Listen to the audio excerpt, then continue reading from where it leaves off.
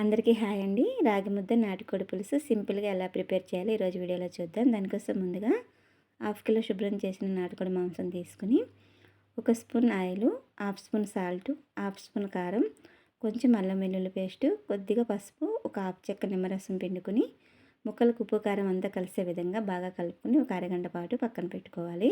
ఇలా చేయటం వలన ముక్కలు అనేవి తొందరగా ఉడుకుతాయండి. ఇప్పుడు రాగి ముద్ద కోసం ఒక గ్లాస్ రైస్ తీసుకుని 2 సార్లు వాష్ చేసి ఒక అరగంట నానబెట్టుకుందాం. కర్రీకి మసాలా ప్రిపేర్ చేయడం కోసం స్టవ్ వెలిగించి గిన్నె పెట్టుకుని 2 ఇంచుల దాల్చిన చెక్కల ముక్కలు 2, 3 ఇలాచీలు, ఒక 5 లవంగాలు, 3 స్పూన్ల వరకు ధనియాలు, 3 స్పూన్ల వరకు ఎండు కొబ్బరి ముక్కలు, ఒక బిర్యానీ ఆకు, ఒక స్టార్ అనాస వేసి కొద్దిగా ఫ్రై చేసుకున్న తర్వాత 2 స్పూన్ల గసగసాలు కూడా వేసి ఫ్రై చేసుకుని పక్కన పెట్టుకోవాలి. కర్రీ కోసం 2 పెద్ద సైజు ఉల్లిగడ్డలు, ఒక 12 టమాటో, 2 పచ్చిమిర్చి కూడా కట్ చేసి పెట్టుకుని స్టవ్ మీద గిన్నె పెట్టి 3 స్పూన్ల వరకు ఆయిల్ వేసి పచ్చిమిర్చి ముక్కలు వేసి కొంచెం ఫ్రై చేసుకున్నాక ఉల్లిగడ్డ ముక్కలు కూడా వేసుకుని కొద్దిగా ఉప్పు, కొద్దిగా పసుపు వేసి ఉల్లిగడ్డలు అనేవి కలర్ చేంజ్ అయ్యేంత వరకు ఫ్రై చేసుకోవాలి. కలర్ చేంజ్ అయిన తర్వాత 1 స్పూన్ అల్లం వెల్లిగడ్డ పేస్ట్ వేసుకుని పచ్చివాసన పోయేంత వరకు ఫ్రై చేసి మనం ఉప్పు కారం కలిపి పెట్టుకున్న మాంసం అనేది వేసుకుని అంతా బాగా కలిపి మూత పెట్టి ఒక 10 నిమిషాలు ఉడికించుకోవాలండి. ఈలోపు మసాలాలు చల్లగా అయినాయి, మిక్సీ పట్టి పక్కన పెట్టుకుందాం. 10 నిమిషాల తర్వాత మూత తీసి అంతా బాగా కలిపి కర్రీకి సరిపడా సాల్టు, 1 స్పూన్ జీలకర్ర ధనియాల పౌడరు, 3 స్పూన్ల వరకు కారం వేసి అంతా బాగా కలిపి స్టవ్ అనేది లో ఫ్లేమ్లో పెట్టుకుని ఒక 5 నిమిషాలు ఉడికించి టమాటా ముక్కలు కూడా వేసి టమాటా మగ్గేంత వరకు ఉడికించుకున్న తర్వాత మనం ప్రిపేర్ చేసి పెట్టుకున్న మసాలా పౌడర్ వేసుకుని లో ఫ్లేమ్లోనే ఆయిల్ పైకి తేలేంత వరకు ఉడికించుకోవాలి.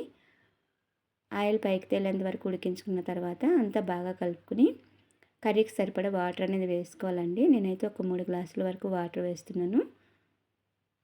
ముక్కలు ఉడకాలి, అలాగే కొద్దిగా పులుసుగా కూడా ఉండాలి కాబట్టి వాటర్ వేసాక బాగా కలుపుకొని స్టవ్లో హై ఫ్లేమ్లో పెట్టి 10 నిమిషాలు ఉడికించుకున్నాను. 10 నిమిషాల తర్వాత రాగి ముద్ద ప్రిపేర్ చేయడం కోసం కర్రీని వేరే స్టవ్ మీదకి షిఫ్ట్ చేసి లో ఫ్లేమ్లో పెట్టి ముక్కలు ఉడికేంత వరకు ఉడికించుకోవాలి.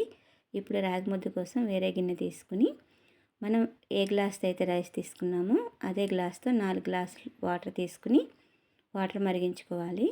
వాటర్ మరిగిన తర్వాత కొద్దిగా సాల్టు, అలాగే మనం కడిగి పెట్టుకున్న బియ్యం అనేది వేసుకుని రైస్ని బాగా మెత్తగా ఉడికించుకోవాలి.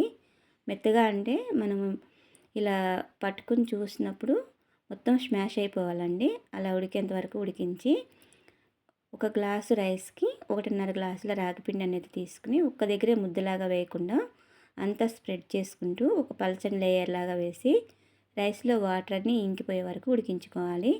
అంతా ఇంకిపోయే తర్వాత పప్పు గుత్తి కానీ లేదంటే మందంగా ఉన్న స్టీల్ గట్టి కానీ తీసుకుని అంతా కలిసిపోయి రైస్ స్మాష్ అయ్యేలాగా అంతా బాగా ఒక 3 నిమిషాల పాటు బాగా కలుపుకుని చేతికి వాటర్ అప్లై చేసి రాగి ముద్ద అనేది పైన లేయర్ లాగా స్ప్రెడ్ అవ్వకుండా మొత్తం ఒక ఈక్వల్గా చేసుకుని మూత పెట్టి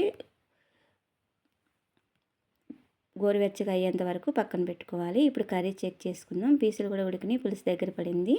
2 రెమ్మల కరివేపాకు వేసి కర్రీ తీసి పక్కన పెట్టేసి రాగి ముద్దలు చుట్టుకుందామండి. నేను తీసుకున్న క్వాంటిటీకి నలుగురికి సరిపోయే విధంగా 4 రాగి ముద్దలు అయితే తయారైనాయి. ఇది బాగా కలిపేసుకుని మన చేతిలో ఎంతైతే పడుతుందో అంత తీసి ముద్దలు చుట్టుకోవాలి. చేతితో చుట్టడం రాకపోతే గిన్నెతోనైనా చుట్టుకోవచ్చు.